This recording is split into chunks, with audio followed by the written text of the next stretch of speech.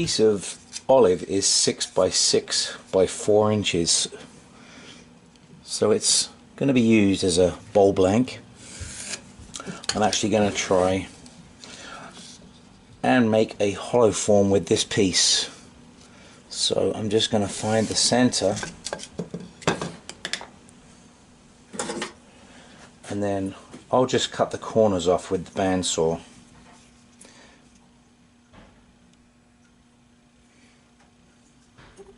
Make an approximate circle, get it pretty close with the bandsaw. Maybe I can make some pen blanks or use the corners for something else.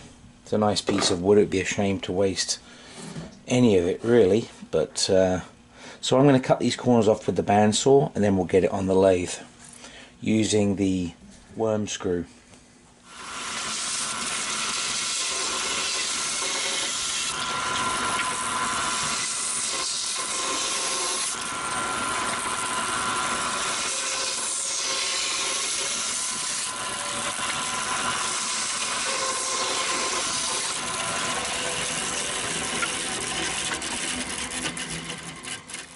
I'll be using the Easy Wood chuck, and this is the worm screw that comes with the Easy Wood chuck. So you can drill a 1/4 inch for smaller pieces or 3/8 for larger pieces. So I'll be using the 3/8, which requires a 3/8 drill bit. Just going to drill in a little bit for that. And this will end up being the top of the vessel.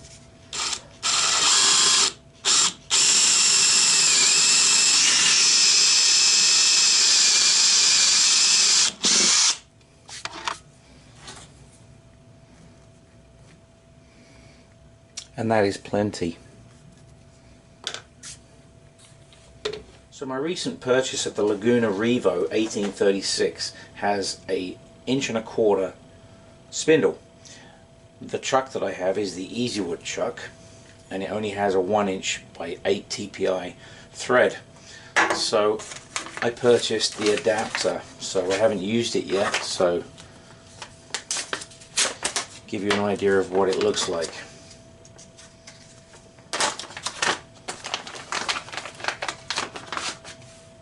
And it comes with the washers. Now, not everybody likes using the washers, but personally I do. So it has a couple of screws there to tighten down onto the spindle, so that you can do reverse sanding and such. So I'll go ahead and put that on.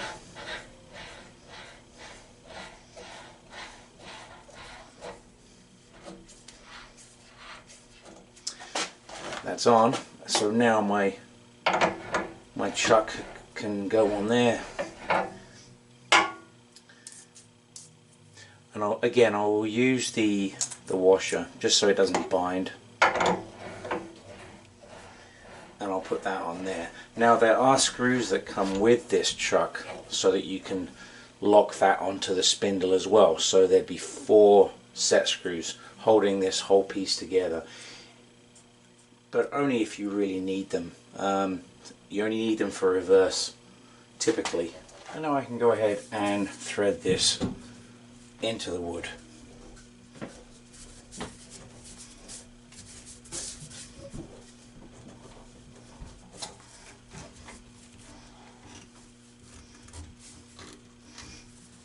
And that's in there good now.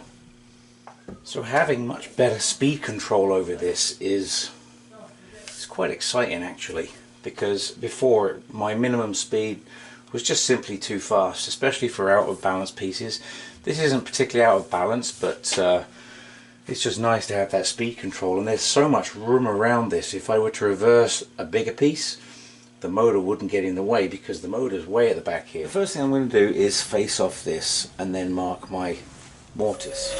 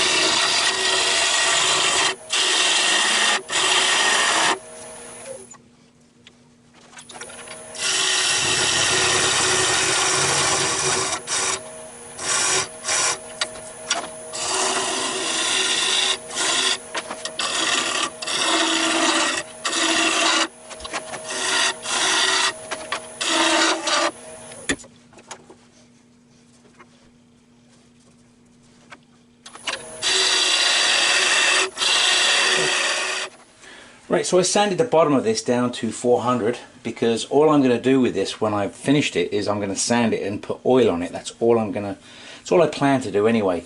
I want to bring the top of it right in and have a small opening so that I can hollow it out. I'm not sure the size yet that I'm going to go with, but the smallest possible, really. I haven't done a ton of hollow forms, so we'll see. I do have the Easy Wood hollowing tools, so that should get me in there quite a good way. So we'll see how I can do. So the first thing I'm going to do is bring this in more to a small opening at the top, and then I'm going to drill the center. Yeah, so I'm going to drill the center. It's going to be slightly bigger than the hole that's there right now, and it'll be centered better.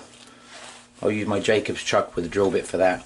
So let's get this turned down to the final shape on the outside.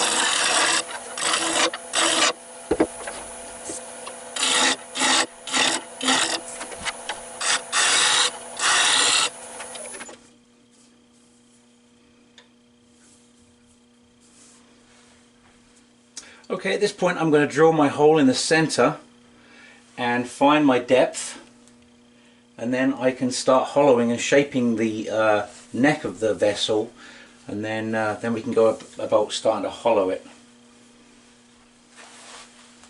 Beautiful piece of wood, absolutely stunning figure in it.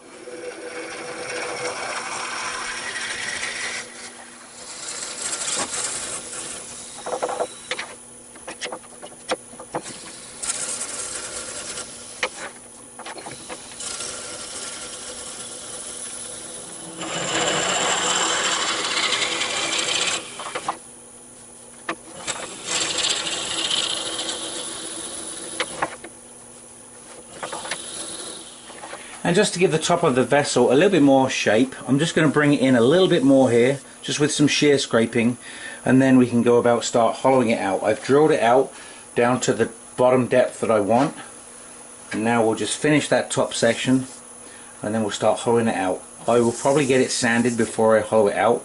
I won't bore you with that process. It's just a case of going through the grits.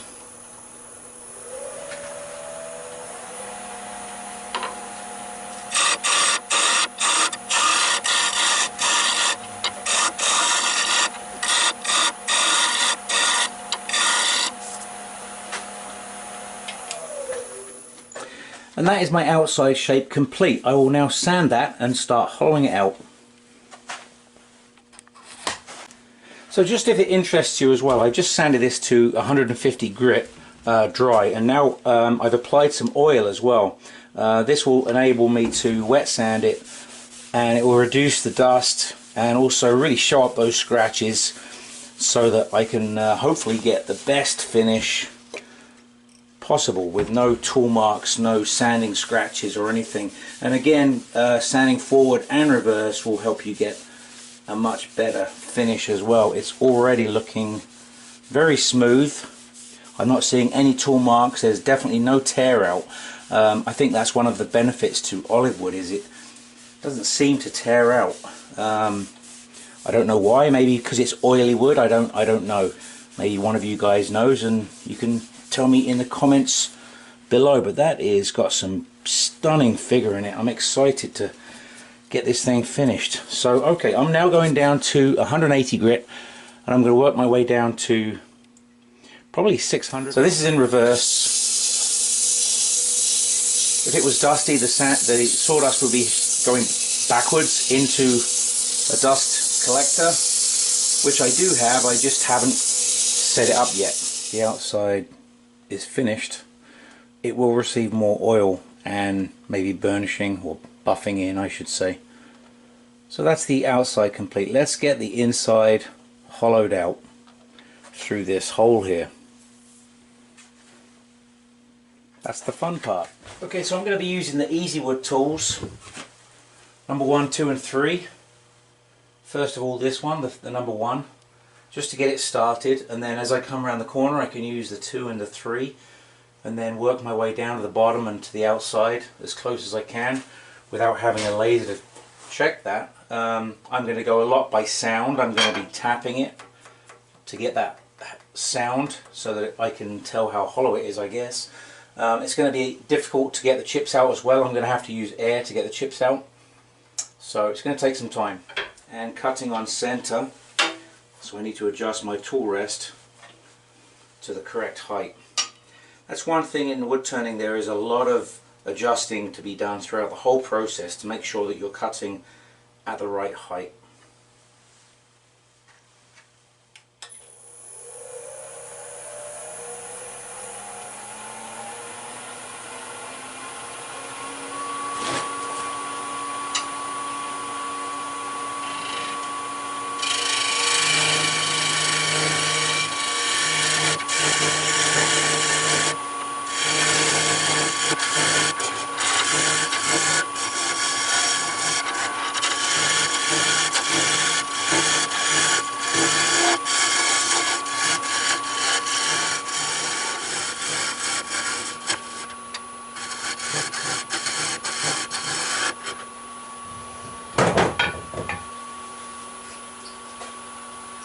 Swapping over to the number 2 now, I have to make sure that the tool rest is on the flat part, not over here. So I have to adjust the tool rest again.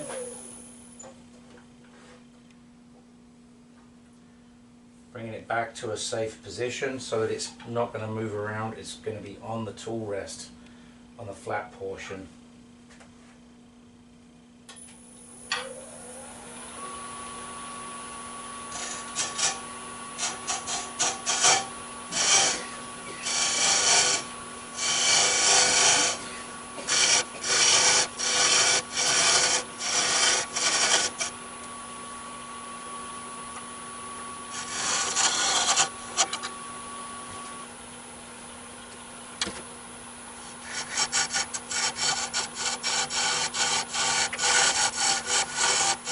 I'm going to make my way down the center more to remove the chance of me grabbing on the other side with these tools.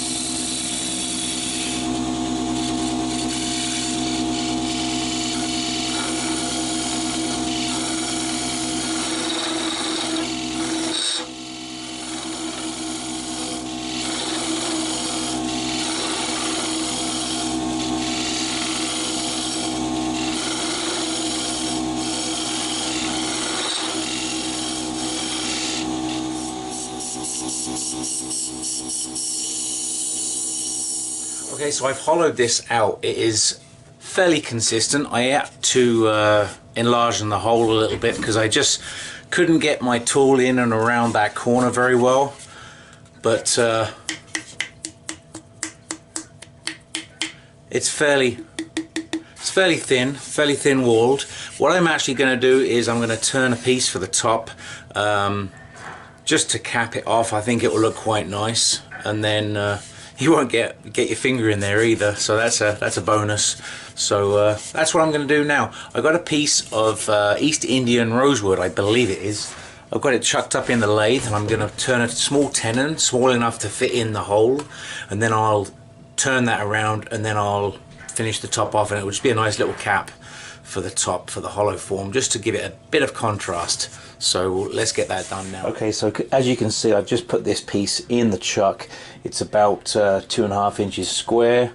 It's fairly shallow. It's about 3/4 of an inch thick. So I'm just going to turn a small tenon on this. That's the size. I've got the size already. It's going to be close anyway. And then we'll get that turned around in the chuck.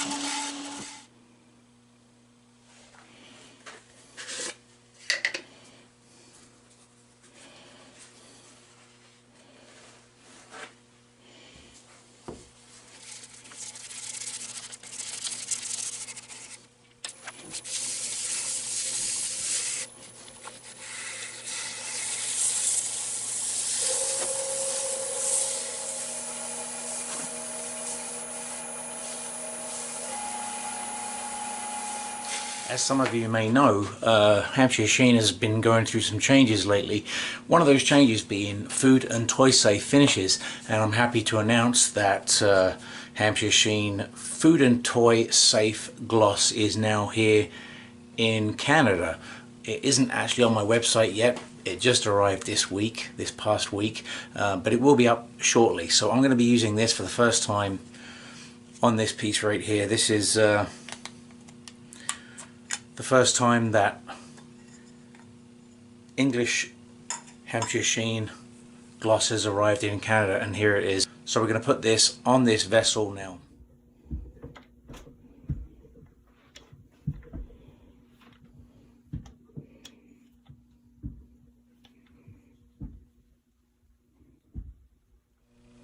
This was the first project I did on the new Laguna 1836 Revo, and I absolutely love it. It's a brilliant piece of kit, so I highly recommend it. I can't say enough about it. I haven't done a review on it, but it's everything that I hoped it would be. Thank you guys for watching. That was a lot of fun to make. Absolutely love this piece of wood, it's fantastic. Ismail in Tunisia, thank you for this wood. Absolutely love it, and I will be ordering more soon for the Canadian market.